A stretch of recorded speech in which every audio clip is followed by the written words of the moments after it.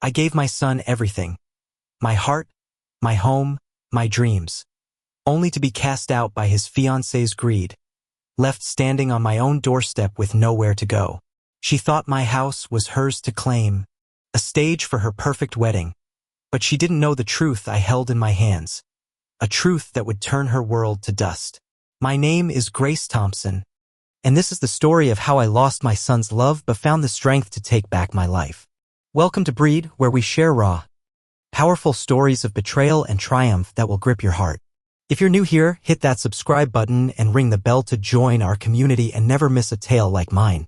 Now, let's step into my world. At 66, I was a widow living in Loveland, Colorado, a small town nestled against the Rocky Mountains, where the air was crisp and the aspens glowed golden in the fall. My Victorian home, with its wraparound porch and rose garden, was my haven, filled with memories of my late husband, David, and our son, Ethan.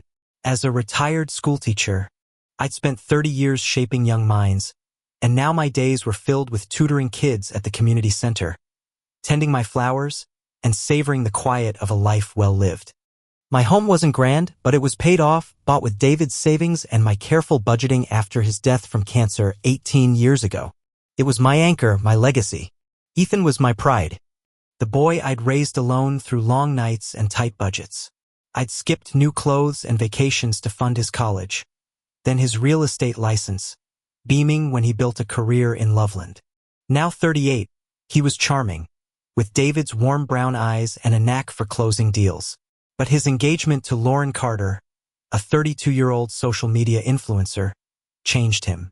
Lauren was all flash, designer bags, curated Instagram posts, a laugh that never reached her eyes. She swept into our lives like a storm, planning a lavish wedding that seemed more about her brand than their love. "Grace, your house is perfect for our wedding," she gushed at dinner one evening, her manicured nails tapping my oak table. "It's so a vintage chic. We could host the ceremony in the garden, the reception on the porch." I smiled, flattered, but uneasy. My home wasn't a venue, it was my life. Ethan nodded along, his gaze flickering. "It'd be special, Mom," he said, his voice soft. "A way to honor Dad." The mention of David tugged at my heart, and I agreed to consider it, trusting Ethan's intentions. But Lauren's visits grew bolder. She measured my living room for event space, suggested updating my garden, and hinted I should move out temporarily. "It's just for the wedding prep," she said, her smile tight. "You'd be more comfortable elsewhere, Grace." Ethan's hesitation worried me. "Mom, it's only for a few months," he said, avoiding my eyes. "Lauren's got big plans. And it's our future." I wanted to support him, to see him happy, so I packed a few bags, planning to stay with my friend Susan while they used the house. But Lauren's demands escalated. "Grace, you should stay away longer," she said one afternoon, standing in my kitchen like she owned it. "This place needs a total overhaul for the wedding. It's too much for you to handle." Her words stung, but I nodded, my teacher's patience masking my unease. Ethan stood silent, his jaw tight, and I wondered where my son had gone. The final straw came a week later, as I sorted papers in my study before leaving. Tucked in David's old desk was the property deed, its faded ink declaring me the sole owner. I'd forgotten its details, assuming Ethan knew the house was mine. But Lauren's casual claim, "This place will be ours soon," echoed in my mind, chilling me. Why did she think it was theirs? I slipped the deed into my purse, my hands trembling like they did when I graded final exams. That evening, I returned to drop off keys, only to find Lauren redecorating my living room with fairy lights and gold drapes. "It's for the wedding aesthetic," she said, barely glancing at me. "Ethan was at work," she added, as if his absence excused her. As I left, a letter waited on my porch, slipped under the mat. It was an eviction notice, typed and cold, demanding I vacate my property within 30 days to accommodate new ownership plans. Lauren's signature was scrawled at the bottom, Ethan's name absent but implied. My breath caught, the paper crumpling in my fist. Evicted? From my own home? The house I'd paid for, where I'd raised Ethan, where David's laughter still lingered in the walls. I stood on my porch, the Colorado stars above, and felt the ground shift beneath me. Lauren thought she could take my home.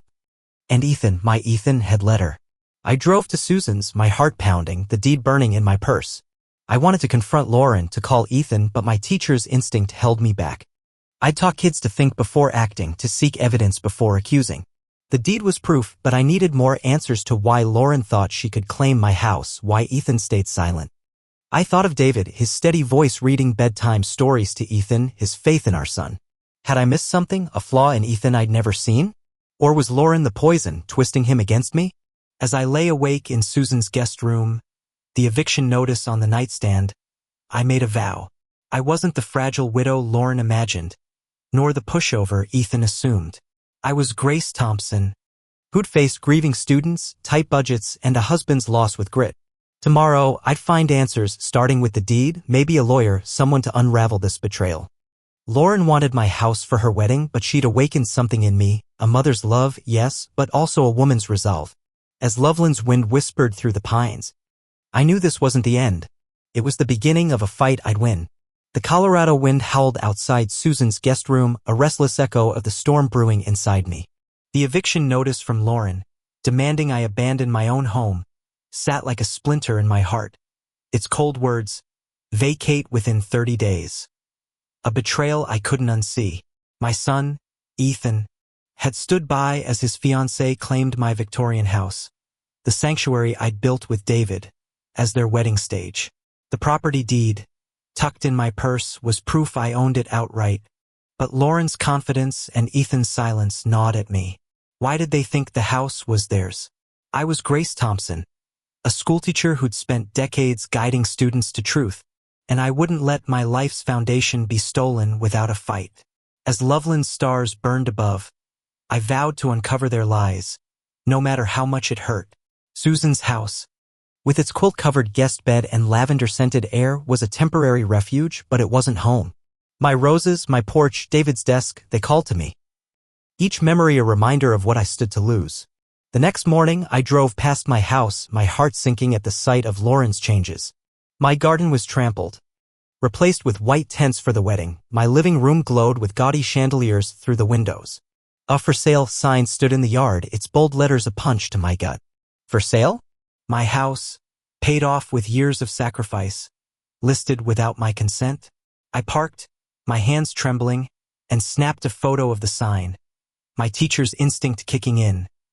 Gather evidence, stay calm, find answers. At Susan's, I borrowed her laptop and searched the listing online. The real estate page, managed by Ethan's agency, described my home as a charming fixer-upper priced at $650,000. With Ethan as the agent, the description boasted ideal for young couples, as if my life's work was a stepping stone for Lauren's dreams. My throat tightened, but I scrolled further, finding a note. Sale pending owner's approval. Owner's approval? I was the owner, and I'd approved nothing. The deed in my purse, its ink faded but legal, was my shield, but I needed help to wield it. I called Mia Alvarez, a former student who'd become a lawyer in Loveland. Mia had been a shy freshman I'd tutored through algebra, now a fierce advocate for fraud victims. She met me at a diner, her warm smile a lifeline. Mrs. Thompson, you look shaken, she said, her notebook open. I poured out the story, the eviction notice, Lauren's takeover, the for sale sign, Ethan's complicity. I showed her the deed and the listing photo. Mia's eyes narrowed. This is your property, Grace, free and clear. They can't sell it without your signature or a forged deed. Let me check the county records, but this smells like fraud. While Mia investigated, I noticed a bank alert on my phone. A $10,000 withdrawal from a joint account I shared with Ethan, set up years ago for emergencies. I logged in, my heart racing, and found more, $50,000 drained over weeks, tied to vendors for Carter Thompson wedding. Lauren's Instagram, which I checked in a haze, flaunted the extravagance. Custom gowns, a live band, a venue deposit for my house. My money, meant for my retirement, was funding their spectacle. Ethan had access to the account, but Lauren's fingerprints were everywhere. I felt sick, betrayed not just by Ethan's silence but by his hand in my ruin. Mia called that afternoon, her voice grim. County records confirm you're the sole owner, Grace. No transfer's been filed, But Ethan's agency submitted a preliminary sale contract, claiming you'd agreed. They're either assuming you'll sign or planning to forge it. She paused. There's more. Ethan's business is in debt. $100,000 in loans. Lauren's influencer career is tanking too. Her sponsors are dropping her. They're banking on your house to bail them out. My breath caught. My home wasn't just a wedding prop, it was their financial parachute. The wedding planning party that weekend was my chance to see Ethan, to gauge his guilt. Lauren had invited family to the community center. A celebration of love that felt like a trap. I went, my purse heavy with the deed and my phone set to record. The room sparkled with fairy lights, Lauren holding court in a silk dress, Ethan by her side. Relatives gushed over their plans. But I saw Ethan's strained smile, his eyes avoiding mine. Lauren spotted me, her voice loud. Grace, so glad you could make it. We're transforming your old house into something modern. You're too sweet to manage it anymore, aren't you? Her laugh was sharp, relatives shifting uncomfortably. Someone whispered, per Grace, getting senile. My face burned, but I smiled weakly. Playing the part, my recorder capturing her cruelty. Ethan pulled me aside later, his voice low. Mom, I know this is hard, but Lauren's right. The house is too much for you. We'll sell it. Use the money for your care, our future. Care? The word echoed like a lie. Ethan, I said, my voice steady despite the ache, did you list my house without asking? Did you take $50? 000 from our account. His eyes flickered, guilt flashing, but he deflected. Mom, you're overreacting. Lauren's handling the finances. Trust us. Trust us. The word stung. A reminder of the son I'd lost to Lauren's grip. I left the party, my heart heavy but my resolve firm. Back at Susan's, I played the recording for Mia, Lauren's mockery clear. Grace is too sweet to manage it anymore. Mia's jaw tightened. This is coercion, Grace. Combined with the deed and bank records, we've got a case for fraud. But we need more proof they're planning to forge a transfer. As we spoke, Susan knocked, holding a forwarded letter from my house. It was from a developer, offering $800, 000 for my property to build condos. My pulse raced, an option, a weapon if I chose to use it. That night, I couldn't sleep, the Colorado pines swaying outside. Then, through Susan's thin walls, I heard my phone buzz with a voicemail accidentally forwarded from my home line. It was Lauren, her voice low, speaking to Ethan. If Grace won't sign the deed, we'll forge it. My cousin's a notary. He'll back us. We need that sale, Ethan, or we're done. My blood ran cold. Forge the deed? They weren't just stealing, they were erasing my rights, my legacy. I saved the voicemail, my hands shaking, and called Mia. We've got them, I said, my voice steel. I sat in the dark. The deed and voicemail my armor. Lauren thought I was a frail widow, Ethan a spineless accomplice, but they didn't know Grace Thompson. I taught kids to face bullies, rebuilt my life after David's death, raised Ethan alone. Now, I'd fight for my home, not with tears, but with strategy. Tomorrow, I'd meet the developer. Tomorrow, I'd plan with Mia. As Loveland's wind whispered, I made a vow, you want my house, Lauren? You'll beg for my mercy instead. The Colorado dawn broke over Loveland, painting the Rockies with a soft gold that belied the cold betrayal in my heart. Lauren's voicemail, plotting to forge a deed to my house, echoed like a venomous whisper. Each word a confirmation of her greed. Ethan, my son, had stood by as she drained $50,000 from our joint account and listed my Victorian home for sale, all to fund their lavish wedding and failing dreams. The deed in my purse proved I owned the house outright, and Mia, my lawyer and former student, had armed me with evidence of their fraud. I was Grace Thompson, a schoolteacher who'd guided generations through storms of doubt, and I wouldn't let my home, the sanctuary I'd built with David, become their trophy. As I sat in Susan's guest room, the developer's $800,000 offer burning in my mind, I vowed to turn their lies into their undoing, not with rage, but with the quiet strength of a woman who'd faced loss and risen every time. Susan's house was a haven, but each day away from my roses, my porch, David's desk, felt like a theft of my soul. I met Mia at her office, a small space cluttered with law books and photos of her kids. She slid a folder across her desk, her eyes sharp. Grace, I've dug into Ethan and Lauren's finances, she said. Ethan's real estate agency is $150,000 in debt, bad investments, slow sales. Lauren's influencer career is worse. She's lost 3 major sponsors and her ad revenues dried up. They're counting on your house to clear their debts and fund the wedding. She tapped a printout of the listing, my home's photo mocking me. They've got a buyer lined up for $650,000. But the sales stalled because you haven't signed. That voicemail, Lauren's forgery plan, is our ace. We can file for fraud and coercion, but we need to protect your assets first. Protect how? I asked, my voice steady despite the ache. Mia leaned forward. Your house is worth more than their offer. The developer's $800,000 is real cash, quick close. You could sell to them, bank the money, and leave Ethan and Lauren with nothing. Or we hold off, build a stronger case, and sue for damages. The developer's offer was a lifeline. But selling my home, the place where Ethan took his first steps, where David read poetry, felt like cutting out my heart. Yet Lauren's words, "We'll forge it," left me no choice. What about the bank account? I asked. Mia frowned. The $50,000 is gone, spent on wedding vendors. We can sue for theft, but recovery's unlikely.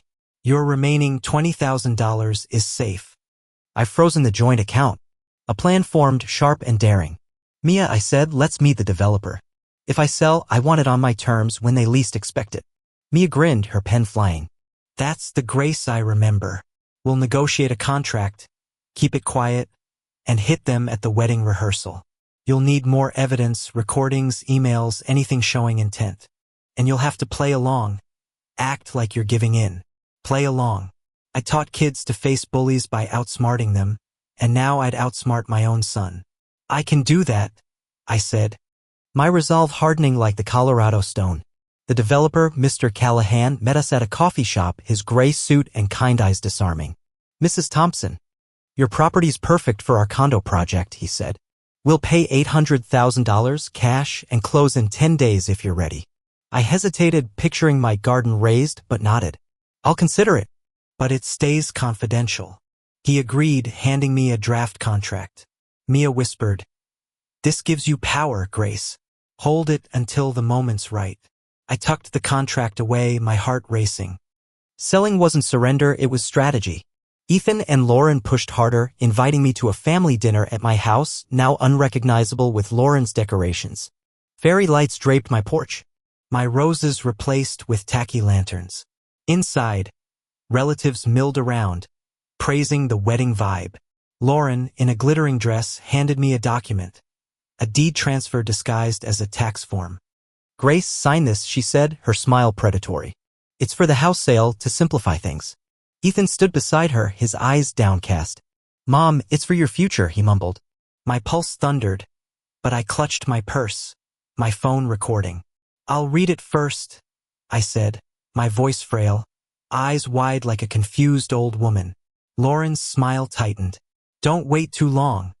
Grace, we're doing this for you. I slipped to the kitchen, pretending to get water, and recorded Ethan's cousin, Mark, a notary, whispering to Lauren, I'll stamp the deed if she signs. But it's risky. Lauren's reply was ice. She'll sign or we'll make her. My hands shook, but I kept my mask on, mumbling about feeling tired as I rejoined the dinner. Aunt Clara, who'd bought Lauren's lies, patted my hand. You're lucky to have them, Grace, she said. I smiled, my heart breaking, but the recording was gold, proof of their conspiracy. Later, Susan called with news. Grace, I saw Lauren's Instagram. She's losing followers. Brands are bailing. She's desperate. I checked Lauren's account.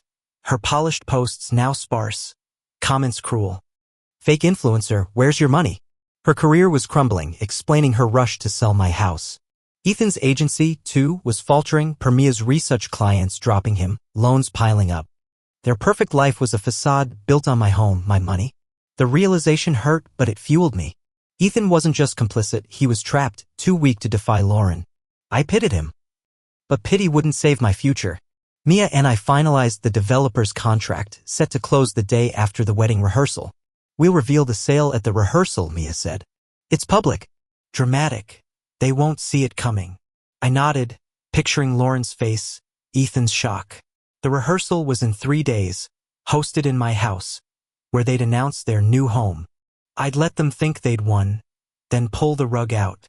I emailed the recordings to Mia, adding Lauren's voicemail and Mark's whisper. "This is enough for criminal charges," she said. "Forgery, theft, coercion, they're done." That night, I walked Susan's yard, the Rockies looming under a starry sky. I thought of David, his laughter, his love for Ethan. "I'm sorry, David," I whispered, tears falling. Our son chose her over me. The pain was raw, but it sharpened my resolve. I wasn't just fighting for my house, I was fighting for my worth, my legacy. The rehearsal would be their stage, but my triumph. Lauren thought she'd scripted my defeat, but she'd forgotten the teacher who'd faced down chaos, who'd rebuilt after loss. I returned to Susan's, the contract and recordings my weapons, and slept for the first time in weeks. As Loveland's wind sang, I promised, "You've taken enough, Lauren. This house is mine, and so is my story." The Loveland sunset cast a warm glow over my Victorian home, its porch draped in fairy lights for Ethan and Lauren's wedding rehearsal, a cruel mockery of the haven they tried to steal. Inside, guests sipped champagne, unaware that Lauren had evicted me, claiming my house as her wedding stage, while Ethan stood by, complicit in her plan to forge a deed and sell my legacy. But I, Grace Thompson, held the truth. The deed proving my ownership, recordings of their coercion, and a $800,000 deal with a developer, signed yesterday with Mia's help. Tonight, they expected to announce my home as theirs, but I'd scripted a different ending. As I stepped onto the porch, Mia by my side, my heart pounded like it did when I faced a classroom of restless students, steady but fierce. I wasn't just reclaiming my house, I was reclaiming my life. The past 3 days had been a blur of preparation. Mia had finalized the sale contract with Mr. Callahan, the developer, ensuring the $800,000 would transfer tomorrow, leaving Ethan and Lauren with nothing. My remaining $20,000 was safe, the joint account frozen. My purse held a USB drive with Lauren's voicemail plotting forgery, her threats at the family dinner, and cousin Mark's offer to notarize a fake deed. Susan had slipped me Ethan's email login, found on a sticky note at my house, revealing his desperate messages to buyers, sales imminent. Owners signing soon. He'd lied, assuming I'd cave. But the teacher who'd faced down bullies and budget cuts wasn't caving, she was striking back. The rehearsal buzzed with excitement. Lauren in a white gown, radiant as she greeted guests in my living room. Now a garish wedding set with gold drapes and chandeliers. Ethan, in a tailored suit, smiled tightly, his eyes darting. Relatives, including Aunt Clara, mingled, still believing Lauren's tale of my senility. I entered quietly, my gray dress and scarf blending into the crowd, Mia's calm presence grounding me. Lauren spotted me, her smile faltering. "Grace, you made it," she said, her voice syrupy. "We're about to announce our big news. The house is ours." Ethan shifted, his gaze avoiding mine, guilt etched in his face. The crowd gathered in the garden, my trampled roses a silent witness. Lauren took Ethan's arm, her voice booming. "Thank you for joining our rehearsal," she said. "This house, our new home, will host the wedding of our dreams." Cheers rose, but I stepped forward, my voice cutting through like chalk on a blackboard. "This house isn't yours, Lauren. It's mine. And I've sold it." Silence fell, glasses clinking to a stop. Lauren laughed, nervous. "Grace, you're confused. Let's talk later." Ethan's face paled. "Mom, what are you doing?" I raised the USB drive, Mia handing me a laptop connected to a projector. "I'm telling the truth," I said, addressing the crowd. "Lauren evicted me, claiming my house for your wedding. Ethan let her drain $50,000 from our account and list my home for sale, thinking I'd sign it over. But I own this property and I've sold it to a developer for $800,000 effective tomorrow." The screen lit up with the deed, my name clear. Gasps rippled as I played Lauren's voicemail. "If Grace won't sign, we'll forge it." Then her dinner threat, "Sign it or we'll cut you off." Finally, Mark's whisper, "I'll stamp the deed." Guests stared, horrified. Aunt Clara's hand flew to her mouth. I showed the bank statements. $50,000 gone to wedding vendors. And the fake listing, Ethan's name as agent. "You stole from me," I said, my voice breaking but strong, "and planned to forge my rights away. But you forgot who I am, the woman who raised you, Ethan, who rebuilt after David died. This house is my legacy, and you'll never have it." Lauren lunged for the laptop, her face twisted. "She's lying. She's senile." Mia blocked her, calm but firm. "Sit down, Miss Carter." The evidence is airtight. Ethan's voice cracked. Mom, we didn't mean. Lauren said it was for our future. His betrayal stung, but I met his eyes. You chose her lies over me. Ethan, you sold my home out from under me, or tried to.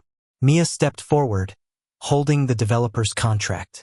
As Grace's attorney, I confirm the sale. The property transfers tomorrow, and we've filed charges for fraud, theft, and coercion. The police are en route. The crowd erupted, relatives whispering, some glaring at Ethan and Lauren. Mark, the notary, slipped toward the door, but Susan blocked him, her eyes fierce. A guest, Ethan's uncle, stood. I'm done with this wedding, he said, storming out. Others followed, their trust in the couple shattered. Lauren's scream pierced the air. You can't do this, Grace. This is my wedding. Her gown tore as she shoved a chair, her influencer poise gone.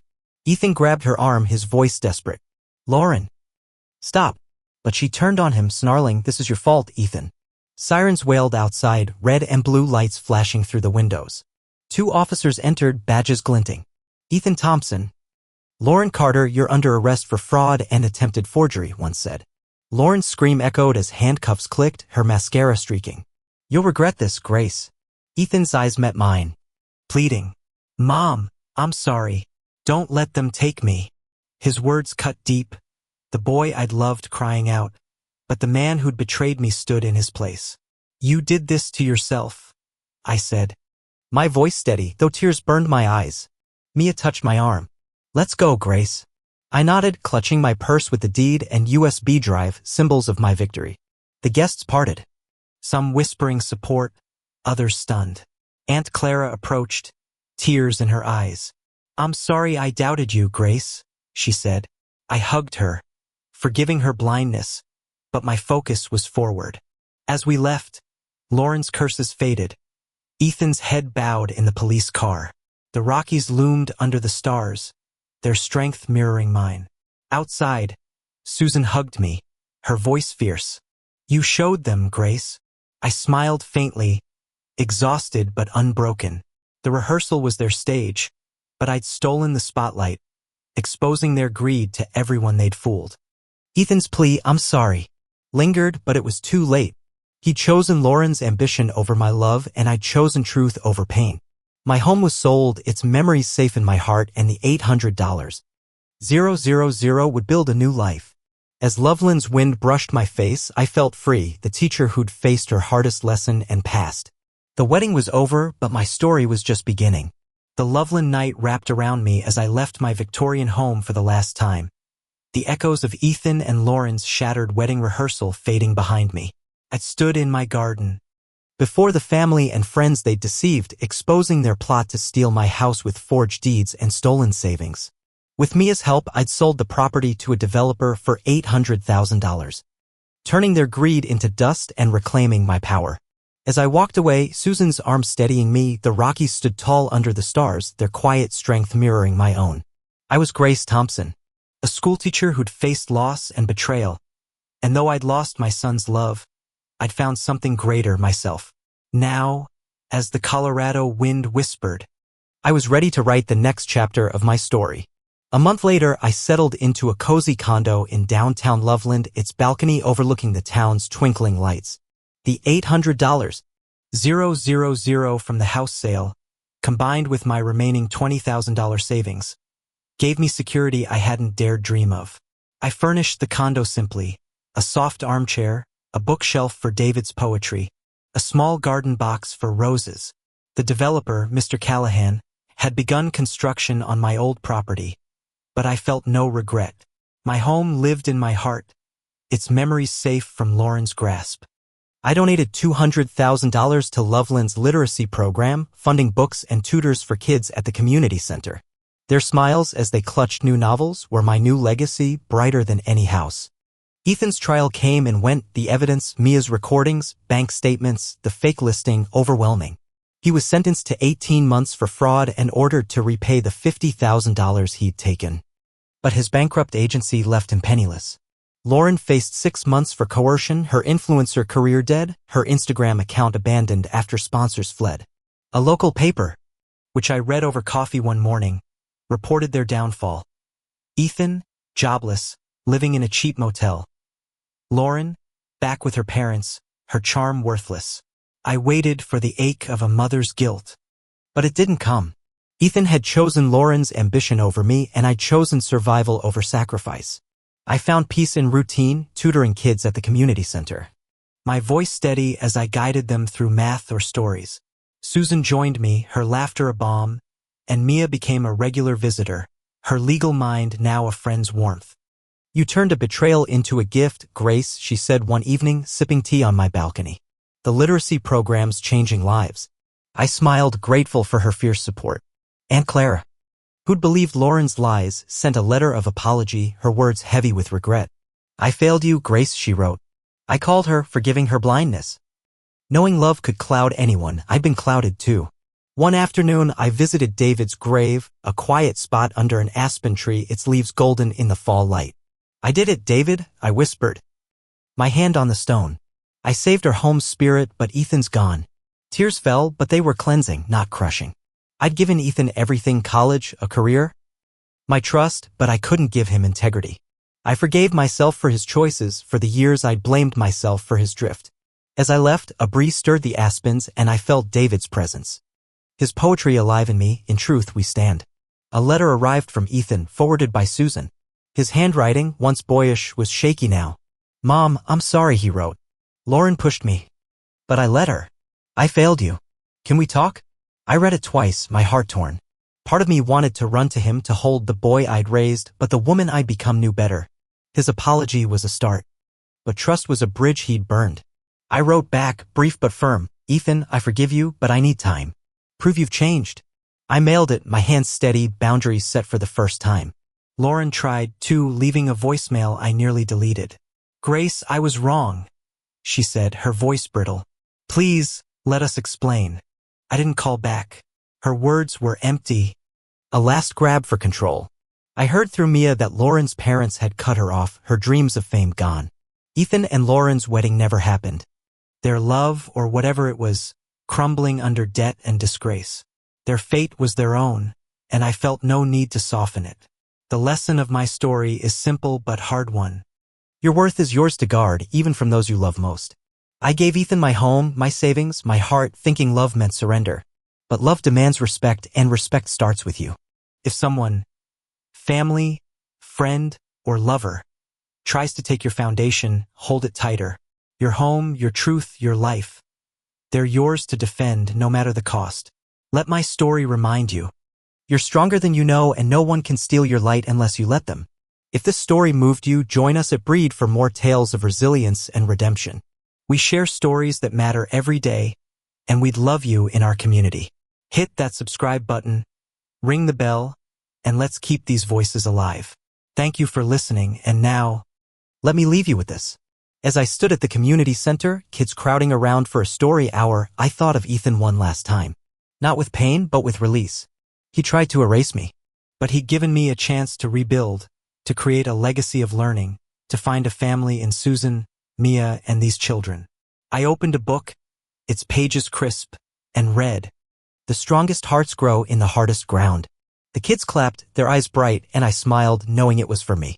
The teacher who'd faced her darkest lesson, the widow who'd survived loss, the mother who'd learned to let go. She was here, whole and free. As Loveland's aspens danced in the wind, I knew I was home.